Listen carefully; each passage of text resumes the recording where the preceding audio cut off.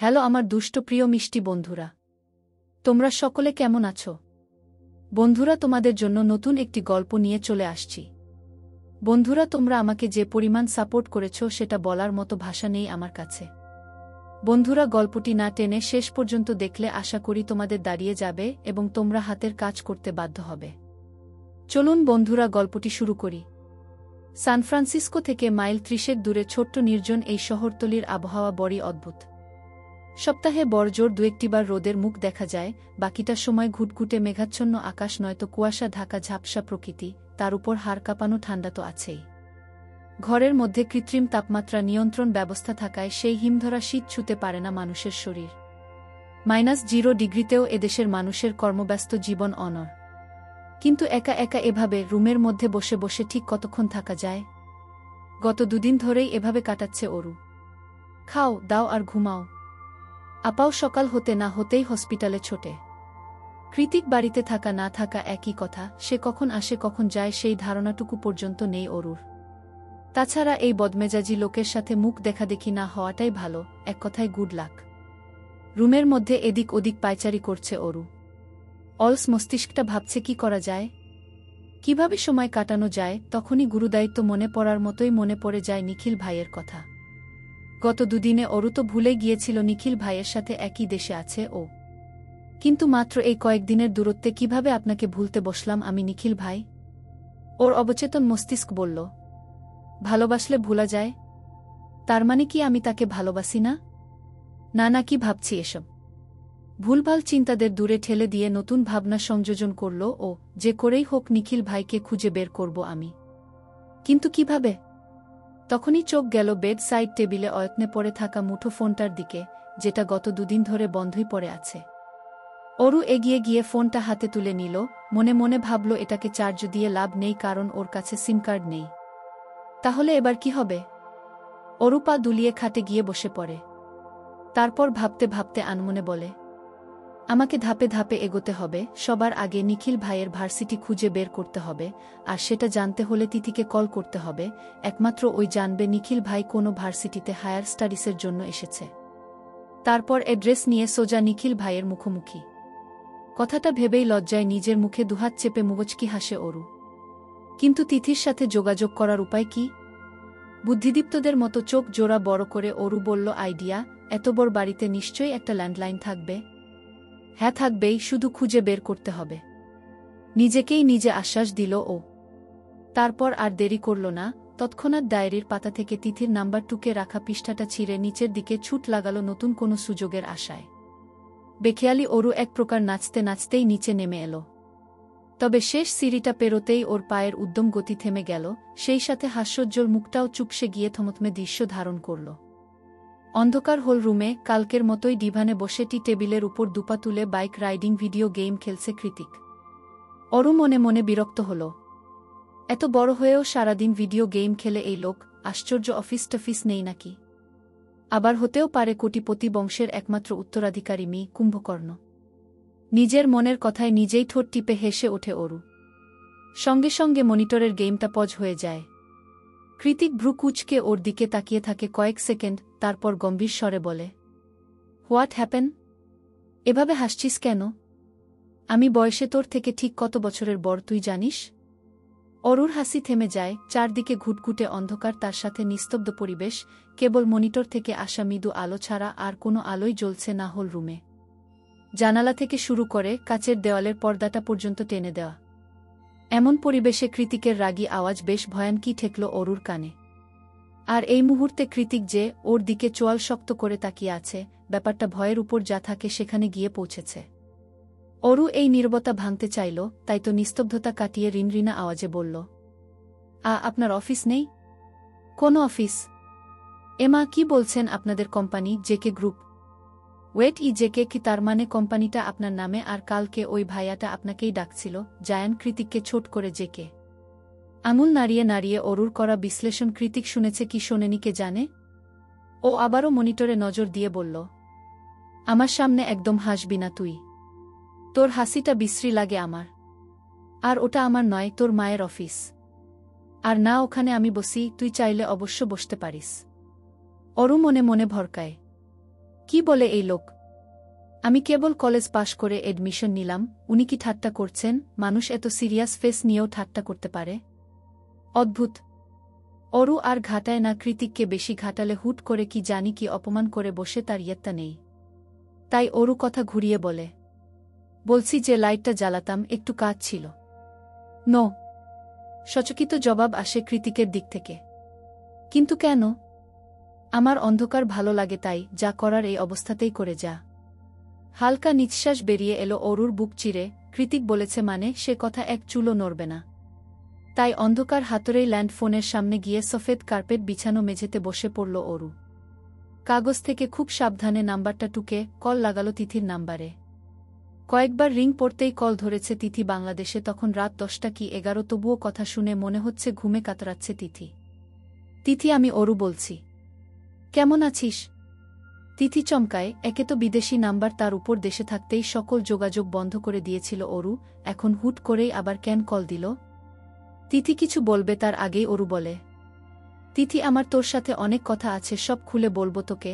তার আগে ছোট্ট একটা ইনফরমেশন দে, নিখিল ভাই কোনো ইউনিভার্সিটিতে পড়ার জন্য ইউএসএ এসেছে। তিথি ওপাশ থেকে কি বলল সেটা শোনা না গেলেও আপাতত মনিটরে এতক্ষণ ধরে নির্দ্বিধায় চলতে থাকা বাইকটা ব্রেক ফেইল করে বিধ্বস্ত হয়ে পড়ে আছে। পর্দায় বড় বড় অক্ষরে লেখা উঠেছে, খু গেম ওভার গু। কেন যেন হুট করে ফুপিয়ে কেঁদে উঠেল অরু। কাঁদতে কাঁদতে অসহায়ের মতো করে বলছে, তিথি তুই কি ড্রাঙ্ক? এভাবে কেন কথা বলছিস? তুই কি কোনো বাজে ছেলেদের পাল্লায় পড়েছিস? বল না। ওপাশ থেকে টলতে টলতে তিথি বলল, বেশ করেছি বলেছি, তুই আমার বন্ধু হওয়ার যোগ্যতা রাখিস না।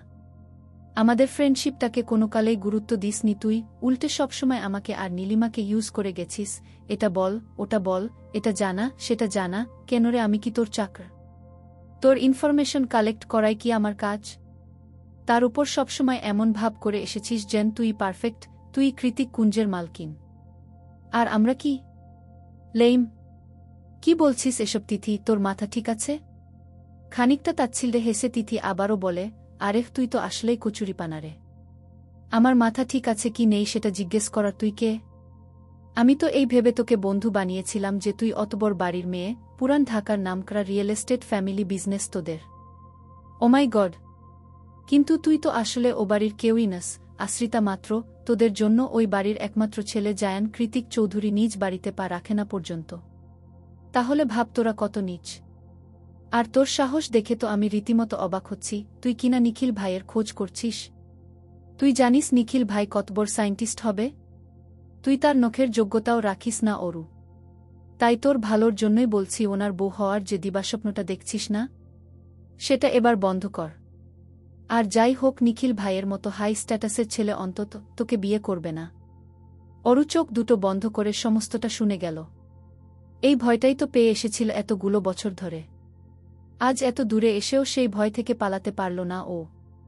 ঠিকই মুখোমুখি হয়ে গেল তিক্ততায় পরিপূর্ণ কিছু চরম সত্যের। নিস্তব্ধ শুনশান হোল রুমে অরুর ফোপানির আওয়াজ স্পষ্ট শোনা যাচ্ছে।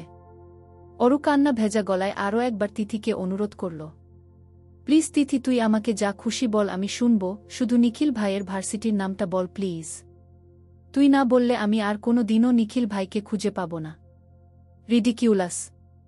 ওপাশ থেকে এতটুকুই শোনা গেল, তারপর শুধু কল কেটে যাওয়ার পিক পিক আওয়াজ হল। অরুর কি হলো কে জানে, আশেপাশে কে আছে কে নেই, কোনো কিছুর তোয়াক্কা না করে কল কাটতেই হুহু আওয়াজ করে কেঁদে উঠল।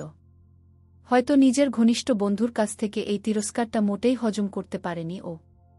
আধারে ঢাকাবদ্ধ ঘরে সেই কান্নার আওয়াজ বড়ই ব্যথাতুর শোনাল। লম্বা সিল্কি চুলগুলো পুরো মেঝে জুড়ে ছড়িয়ে আছে, দুহাত মেঝেতে রেখে তাতে নিজের ভর ছেড়ে দিয়ে অনর্গল কাঁদছে অরু। কান্নার তোপে শরীরটা বারবার ঝাঁকি দিয়ে উঠছে, সেই তালে তালে মৃদু রিনঝিন শব্দ করছে পায়ে আটকে থাকা নুপুর জোড়া।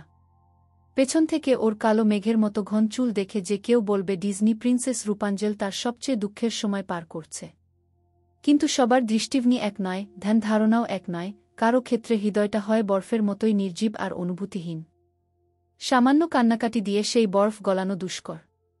এই যেমন অরুর কান্নাকাটিও পাশের ডিভানে বসে থাকা কৃতিকের হৃদয় ছুঁতে পারল না। ও হুট করেই একটা অদ্ভুত কাজ করে বসল। নিজের জায়গা ছেড়ে উঠে এসে অরুর হাতে হ্যাচকা টান মেরে ওকে জোর করে দাঁড় করিয়ে দিল।